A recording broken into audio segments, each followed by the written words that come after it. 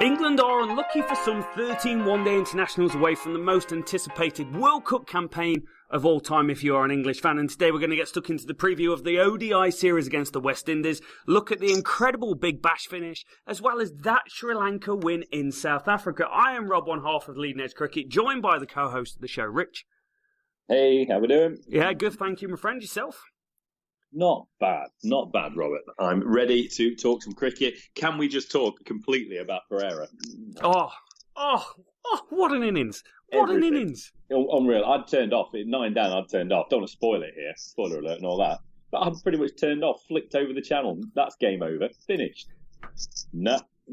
Not happening. See, I woke up to a barrage of tweets from you going out about it, and I was like, you know what? I'm not going to check the score. I'm going to watch the highlight package. 25 minutes highlights of him clearing his front leg, launching the ball into the stands off someone bowling 145 Ks and takes it home. With Abba's mate at the other end just standing and surviving. Yeah, just what a performance, mate. Oh, unreal. I could happily talk about that for ages, but it's there is something else that we're supposed to be chatting about tonight, isn't there? We are, and I think we should start off with one of the most important points. So I've been doing a bit of stato work at the moment, and going through just pulling off data, as they say in New Zealand, or data if you're from England. And I said to Rich, I goes, you won't get this, but who is the second leading English wicket taker in one-day international cricket in the last 2 years? And you said... Plunkett. Absolutely ruined it for me. I thought I was going to get you there for ages, but you pulled it out of the pan. I do apologise. It's Plunkett. He's the first bloke I think of when it comes to cricket. You should know this by now. I know. He supports someone. Who does he support?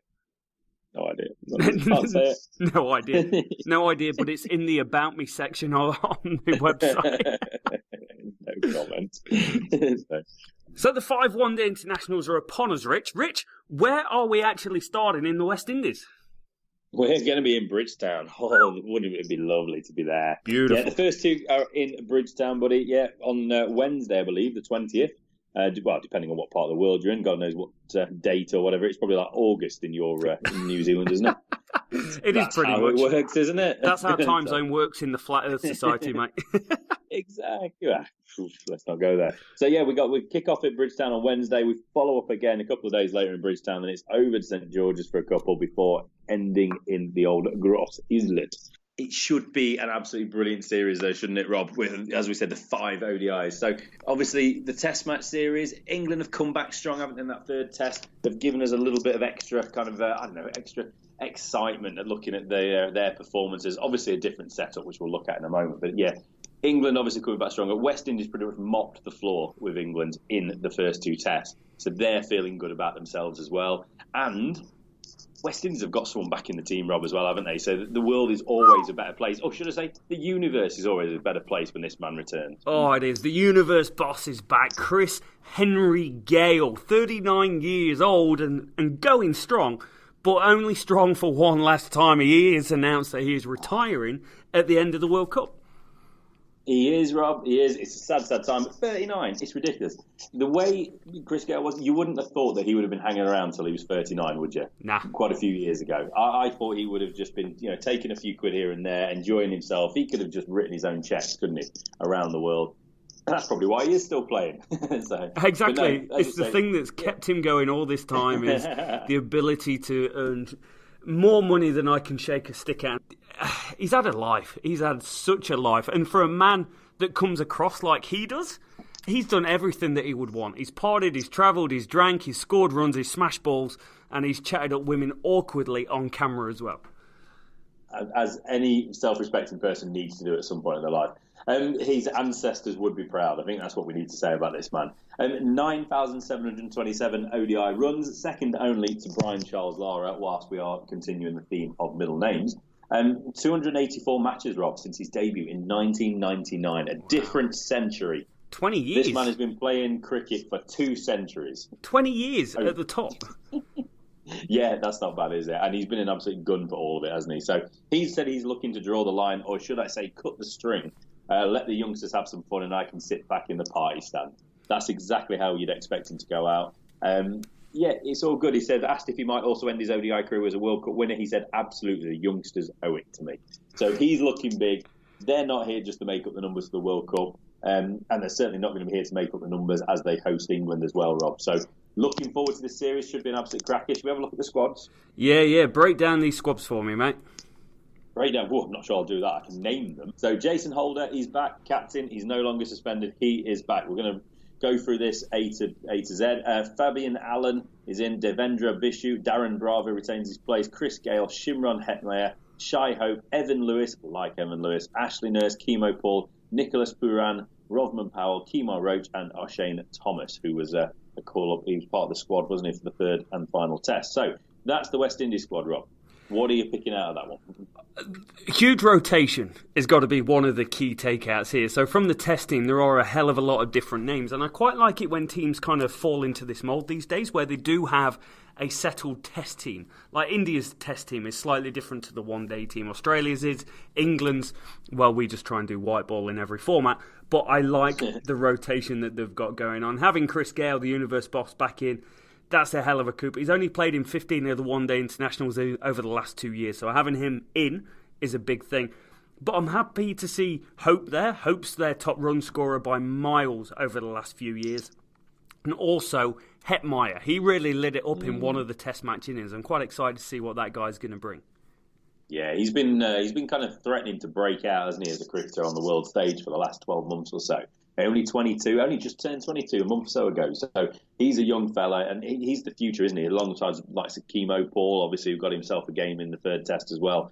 Some nice young players in this squad. I'm with you, though. Definitely. Shimron Hetmeyer, he's the guy that, jumping ahead a little bit, he's the one to watch. If you don't know him, make sure you're focusing in on him. But it's good to see there are some young players. Puran's only 23. O'Shane Thomas, 21. Well, almost 22.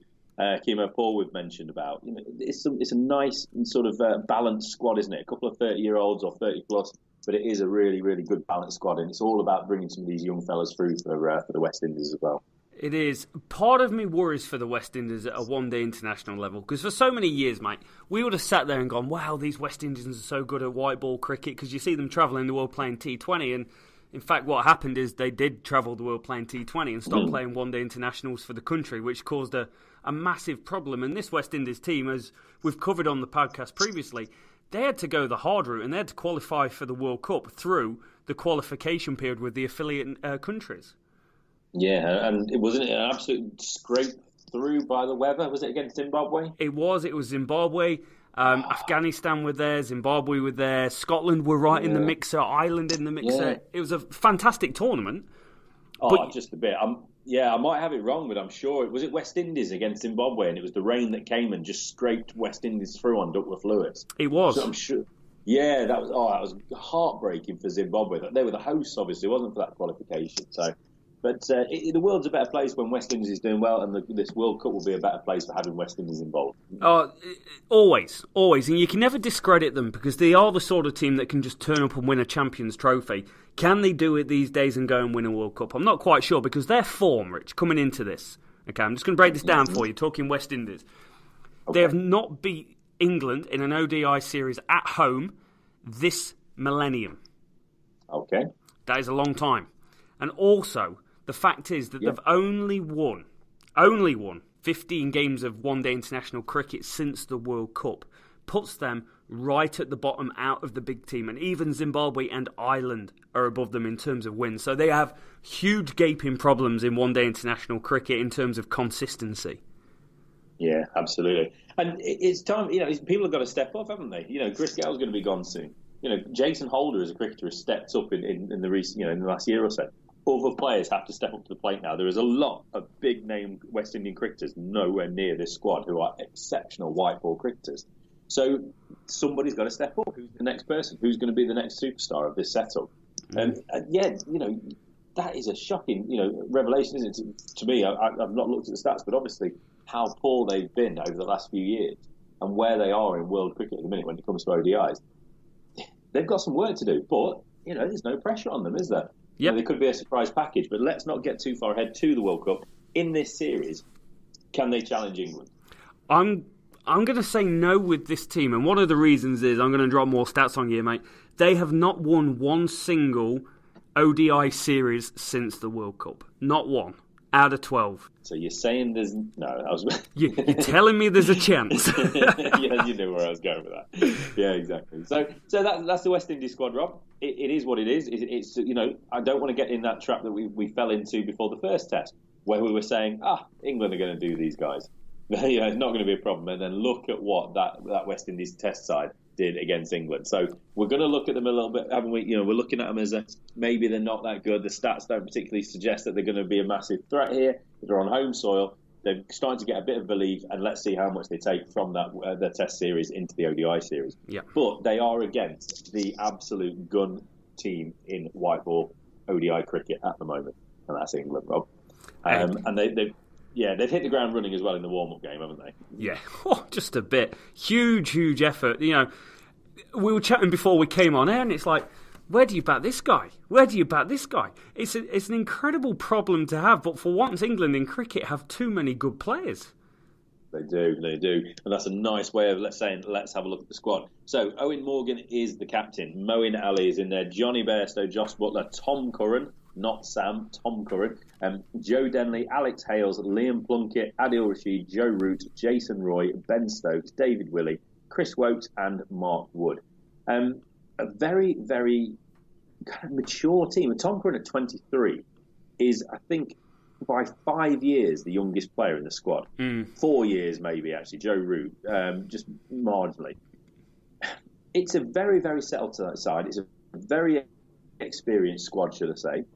It's just solid. It is absolutely solid. On paper, maybe one or two spots here and there. It doesn't look, on paper it doesn't look as strong as it could be, but it's just solid and it just knows how to win games of cricket.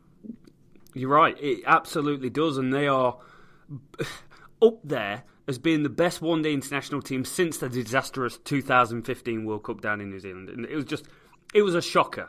But in terms of their win-loss ratio, mate, they are the best team in world cricket over that time. They've got the highest score over the last 4 years. And incredibly, out of 18 series that they've played in, since that time, they have only lost 4. Only 4. Yeah. It's brilliant. The belief that Owen Morgan especially, and I think he needs to get a lot of the credit. The coaching setup obviously are there to facilitate, but Owen Morgan is the person that has really, really instilled this belief and drilled this mentality into the setup to say, we will just keep going. We have ultimate belief in our own ability and what we want to do. We will just keep going. Ball one to the last ball of the innings, we will just keep going. We're going to keep scoring runs and hitting the ball. And it's amazing. The mentality is awesome. Initially, maybe we thought, they can't do this. They've got to bat situations, but they're not having any of it. Yes, it might have had a bit of an impact into the longer form of the game, but in this, they're just flying, and you just hope that they can continue this, the form, let's say, into the World Cup. And we've got a few more games to go before we get there, but they've got to keep this form going into it. Yeah, they're incredible, mate. It's an absolute joy to watch England play one-day international cricket. If you take out the Scotland game, that one Scotland game where we lost 1-0, if you take that out, we have not lost a one-day international series since 2016-17 series in India. Bloody Callum McLeod. And then, yeah, exactly. And then the last time we played in the West Indies, 2016-17, we won 3-0. And the time before that, we won 2-1. So they're as good as you're going to get in world cricket. And we were talking before we came on air, it's how do you fit these parts of the puzzle in? Because we've got Alex Hales. Alex Hales, who is a white ball phenom. He's a great white ball striker. And we're struggling to get him into this lineup. Yeah, it's funny how his career's gone, hasn't it? It's almost coincidentally, with that decision that he made to be white ball only, take that white ball contract, things haven't quite gone according to his plan, have they? He's the man that it looks like potentially he got himself in for the first of this warm up game, but he only lasted 2 balls before Hakeem Jordan. I'm sure he was a linebacker for Philadelphia a few years ago. So that's how bad Alex Hales is. A linebacker has got him out.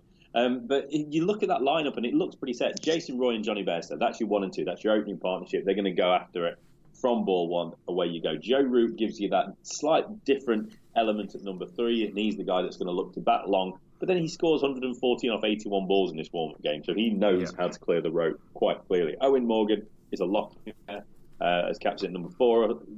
I'm sure he'll be number 4. Stokes at 5, Hales at 6 in the warm-up game. You're probably going to expect Butler to come in there. And that's it. There is no more conversational question to go in that side, is there? You've got, Joe Denley's in the squad, for example. Where else would you go? There isn't anywhere else you would go at this point. So the squad really is so well settled with that batting that's it. Really, the depth of the squad is the bowling. Yeah, it is. They're just so good. Like Joe Root, for all the conversations we've had about Test match cricket and the lack of application and consistency and the ability to score runs, the guy has got almost 2,000 runs in the last 2 years in one-day international cricket, 500s, 1050s, averages 65. Johnny Bairstow, for how many times we've seen him cleaned up in Test cricket as a one-day player at the top of the order, over 1,500 runs, an average of 58 and 6 centuries. Morgan's always chipping in down there, isn't he? He's not the key man that would go, oh, wow, we've got Ewan Morgan coming. Actually, we look at Morgan and go, we're well set, we're well rounded, and we've got this guy that can come in and get on with it. And Jason Roy's been a revelation over the last couple of years. Yeah, Jason Roy is a man that we really, really need to look at very, very closely between now and the first Ashes Test coming up in the summer. It's a huge opportunity for him. We're obvious. It's got to be that no more Keaton Jennings, bless him. He cannot be in that Test side anymore. And I don't want to go off on a tangent too far, but Jason Roy, he must see the opportunity that lies in front of him. He is not a young up-and-coming player anymore, Jason Roy, is he? No, Rob. No. That's what I wanted you to say. No. He is 28 and a half, if we're being childish. At 28 and a half years old, that man is. It is time for him, if he wants to make a name for himself in all formats. This is huge. From the first ODI of this warm-up series against West Indies through the World Cup, we've seen how these selectors like to put stock in white ball performances, whether that might be in T20 domestic or international arena. He's got an opportunity to go out there and give England something completely different at the top of the order. Now, I'm not saying I'm for it or against that. I'm just saying this is massive. Jason Roy could be the bloke that we're all, he could have one of the biggest 2019s out of any cricketer in the world game. Yeah, you exactly right there, mate. They are very, very valid points.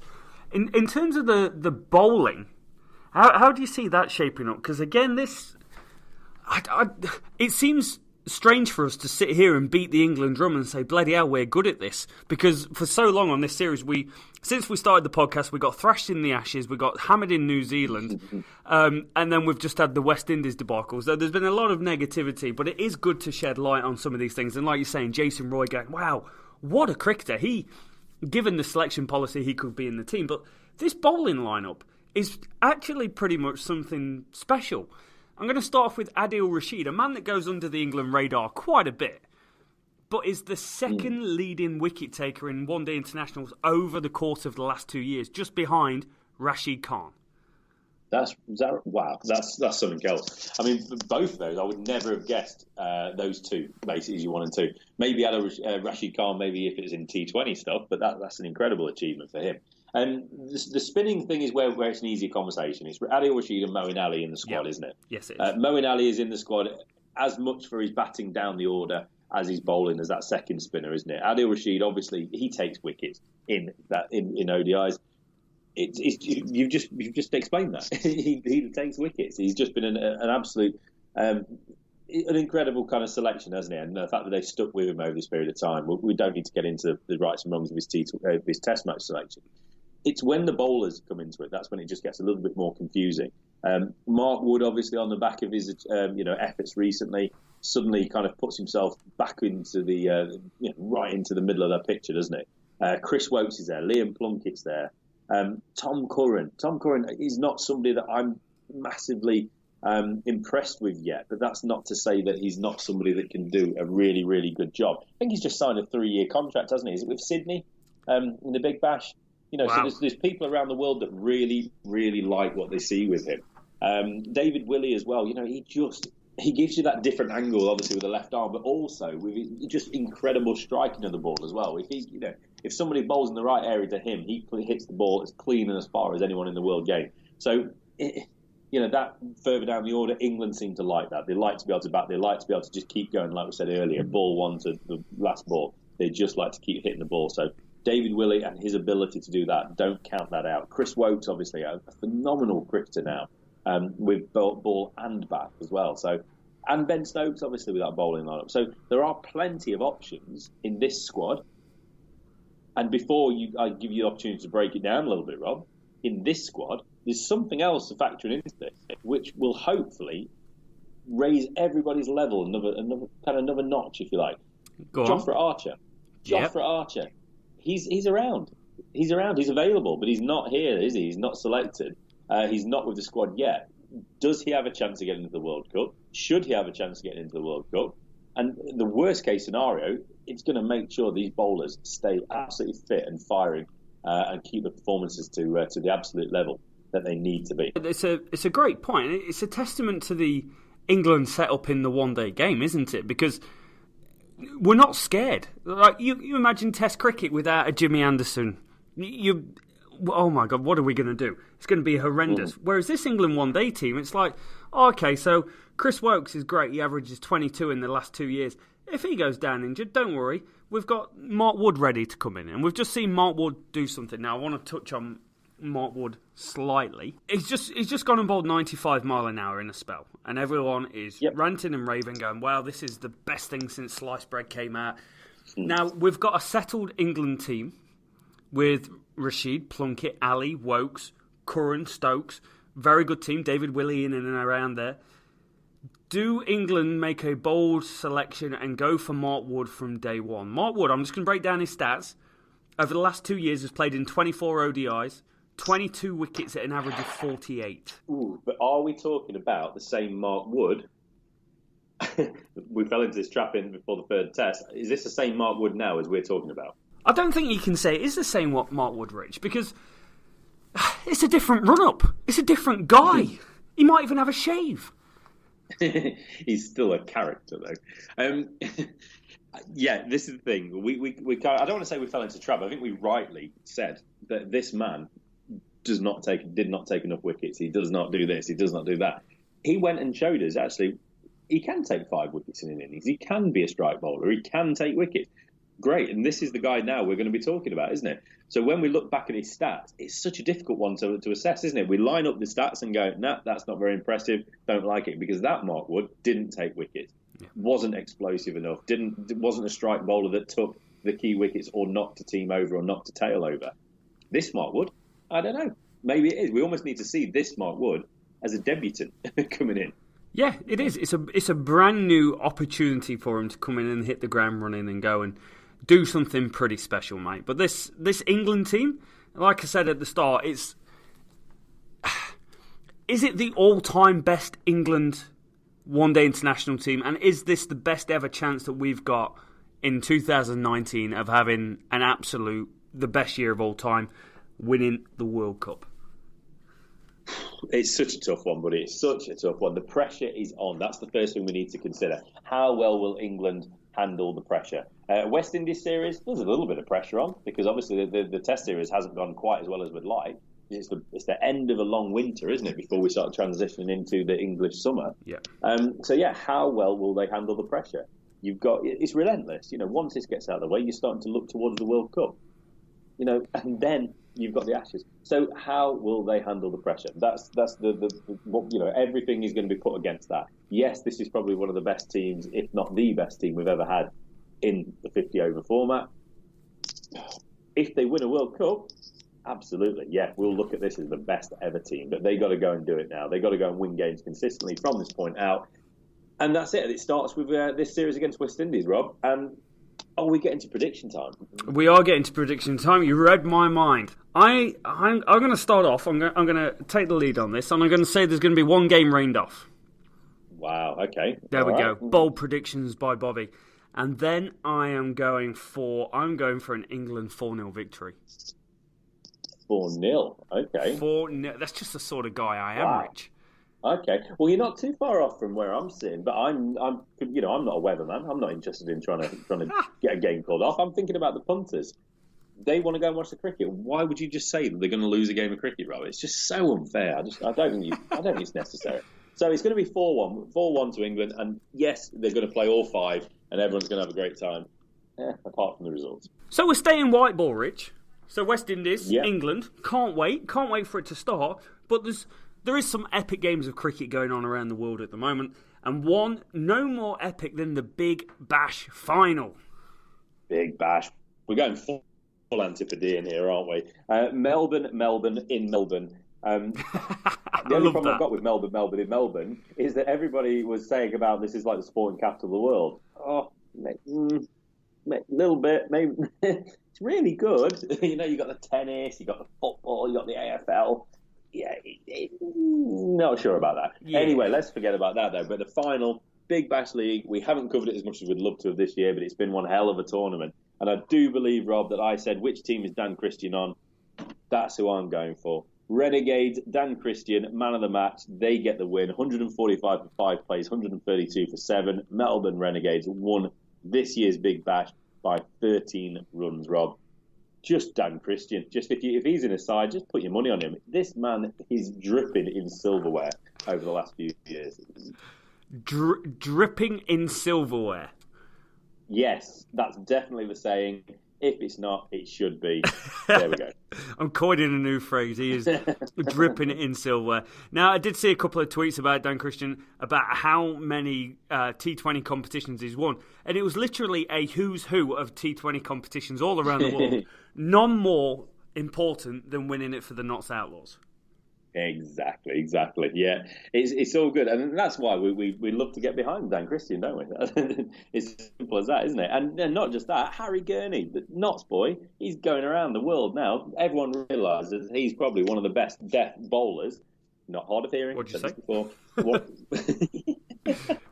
One of the best bowling at the end of innings bowlers in world cricket at the moment, and he comes away with a medal as well. And it was probably his kid that actually got more kind of coverage afterwards, from like having pictures of his little toddler kid getting put in the trophy, and he was loving it, wasn't he? He was absolutely loving it. But yeah, Renegades, Rob. Let's go for it. They had a hell of a team. The opening pair, Harrison and Aaron Finch, the captain, they didn't really get going. Harper, the wicketkeeper, number 3, he didn't really get going. Is that Cam White at 4? Yep. I've not seen that name for a little while. Wow, he's still going strong.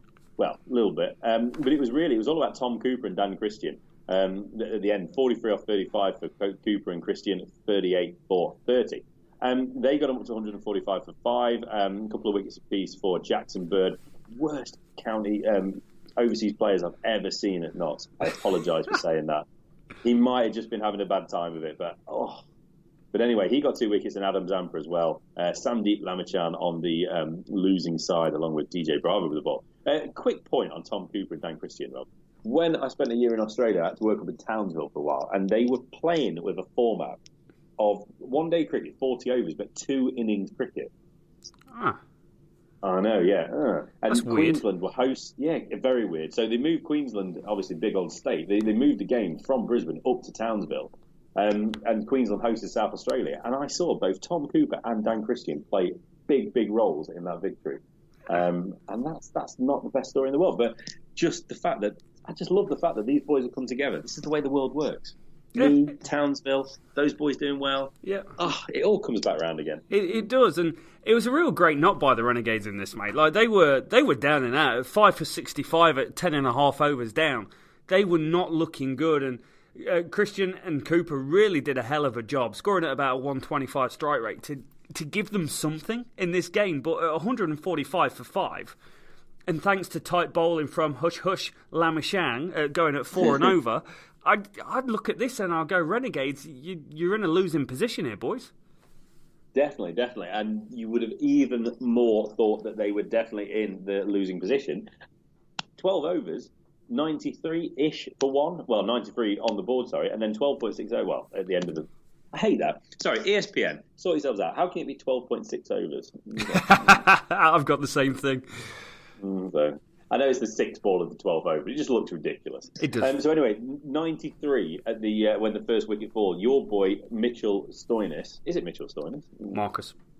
I know. I just say so he gets himself 39. Ben Dunk was going flying. He got 57, and then it became a pin number, whatever you want to call it. It wasn't long enough for a phone number, but we have 0, 1, 6, 2, 3 in the middle order, ripped apart.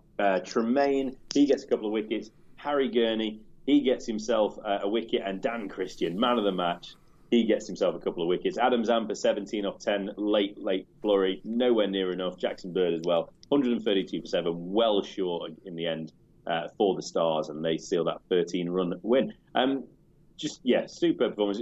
Boyce as well, he picked up a couple of wickets. I don't think at the start of this tournament I would have predicted either of the Melbourne sides to be in the final. I don't know who I would have done, but I really should have been. With Dan Christian and Harry Gurney, that's all you need. Yeah, that would have been your number one team. It's like Samit playing for Islamabad United. You gravitate to them pretty quickly. But again, it's a similar sort of a game, this. 93 for 1 to 132 for 7. They literally went 93 for 1, 94 for 2, 99 for 3, 99 for 4, 108 for 5, 108 for 6, 112 for 7. And then came the Dan Christian and Cooper innings by Zampa and Jackson Bird. And nothing against these boys, but Christian and Cooper are a much higher quality batsman coming in at that stage of the innings. And that's why they was able to get there. But incredible effort by Gurney. 1 for 20 for the Notts boy, going at 5s in the Big Bash final. What a year. Primetime Gurney. So staying over this side of the world then, Rich. So the Big Bash is going on. It's got a really lovely, catchy name. But at the same time, different place. But at the same time, as the Big Bash final was going on, you've got the Super Smash T20 final going on in New Zealand. Super, yes. It was. I'm sure it was very super, Rob, as it is the Super Smash. Smash. Yeah, woo, Super Smash. I'm not quite sure about that name, Rob. Maybe they need to workshop that a little bit. But, it is a little bit like, he's going to hit the ball hard, smash, and it's super. Woo, on the board, super. No, right. I'm going to stop saying Super Smash. So, anyway, what happened, Rob? Well, there was a elimination final going on Friday in Auckland, and the reason I want to start with this is because our man, I'm calling him our man, I'm definitely calling him your man, and the man that we've got an interview coming with soon on the podcast, Daniel Bell Drummond, was playing. DBD. Love that man. Love that man. He's somebody we're going to be talking about as we look towards who's the opener, who's going to be the England opener.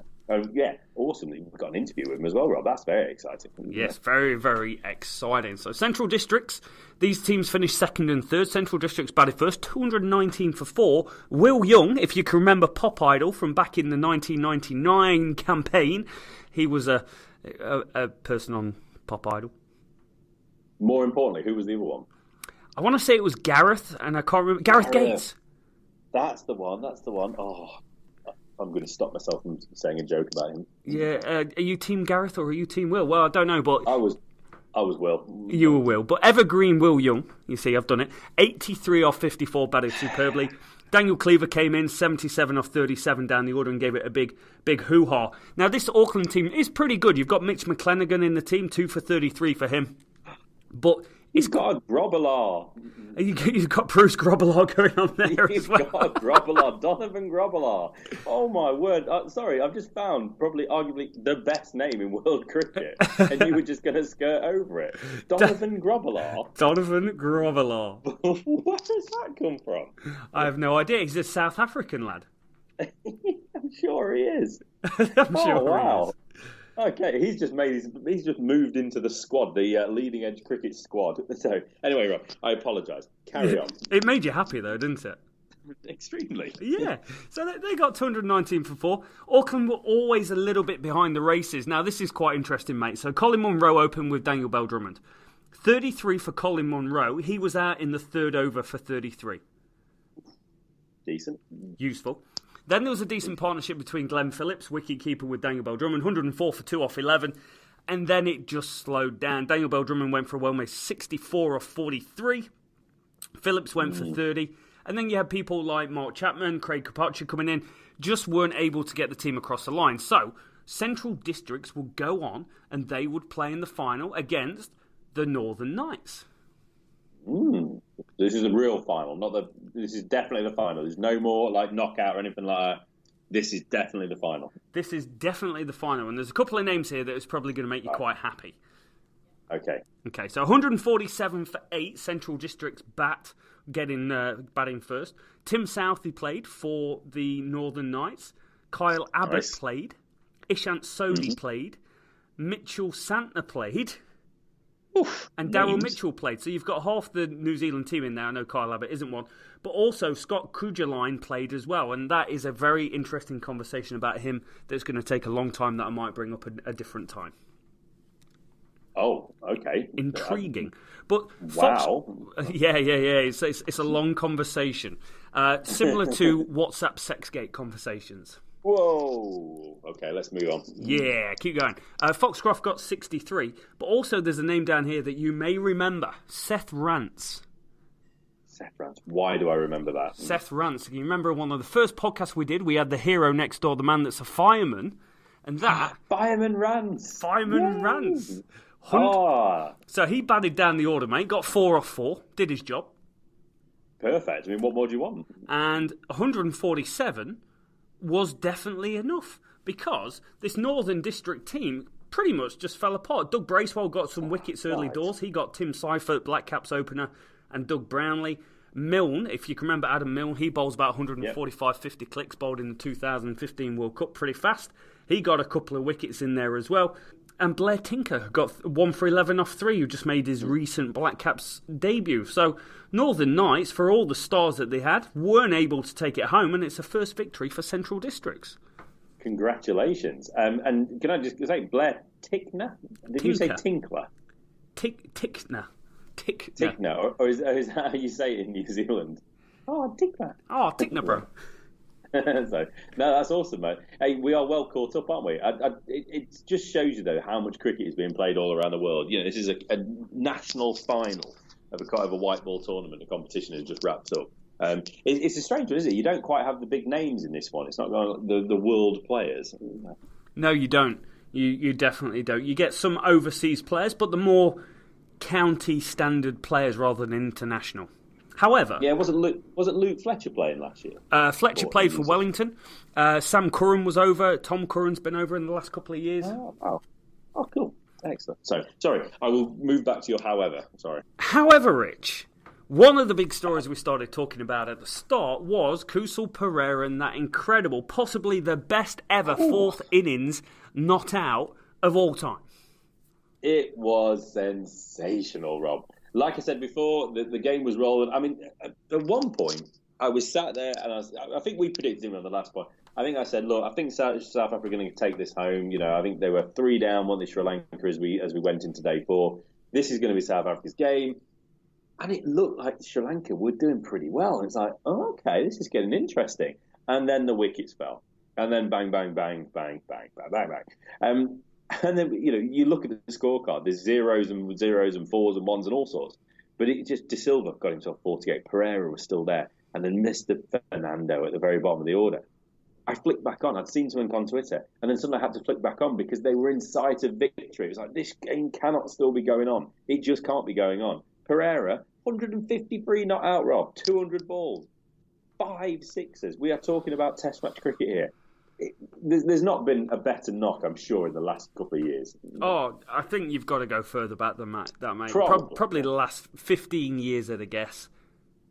It was sensational. Just wonderful. We sat there last podcast and we was like, oh yeah, the 3 down going into the day.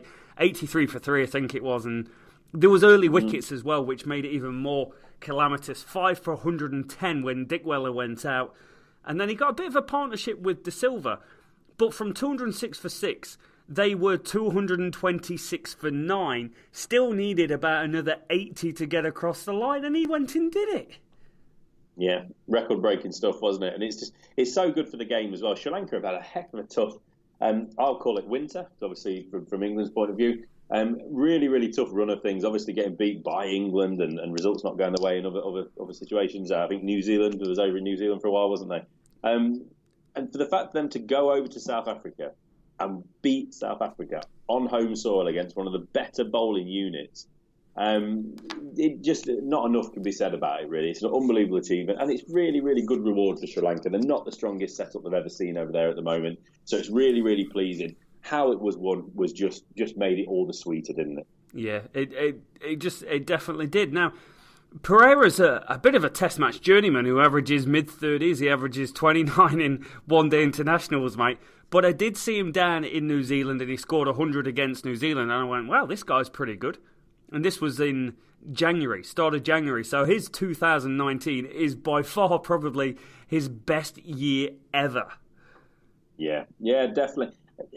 just want to see these people go strength to strength. This Sri Lanka team needs some of these guys that are in the absolute peak of their career to step up and take over the team. They've got some really, really big players that have lost in the last 4 or 5 years, haven't they? So, who's next? Who's going to be the one to lead these teams, the team as we go forward? So, brilliant, brilliant effort. We can't say enough good things about him, and just congrats to those guys. Roll on the second test against South Africa, and can South Africa get back into it? That'll be the big question. You would assume they can, but who knows after that performance? Such a shot in the arm for the Sri Lankan team, and the confidence will be flowing through them now. It's incredible, mate. And incredibly, he's risen from, I think it was 98th in the world to 40th in one innings. In one smash. Good on him. Good on him. But I think, Reece, that's a beautiful way to finish it. We've had a lot of negativity on the podcast lately. We're watching England play Test cricket, and it's nice to finish on a real high for the world game. Too right. Absolutely. Absolutely. So, Rich, thank you so much for your time as always, my friend. We're excited about the England one-day series because we like watching England smash the ball around and play one-day international cricket, because normally they don't get bowled out in under 50 overs, even in Test match cricket. So it's exciting times ahead. And thank you so much for listening, guys. Till next time.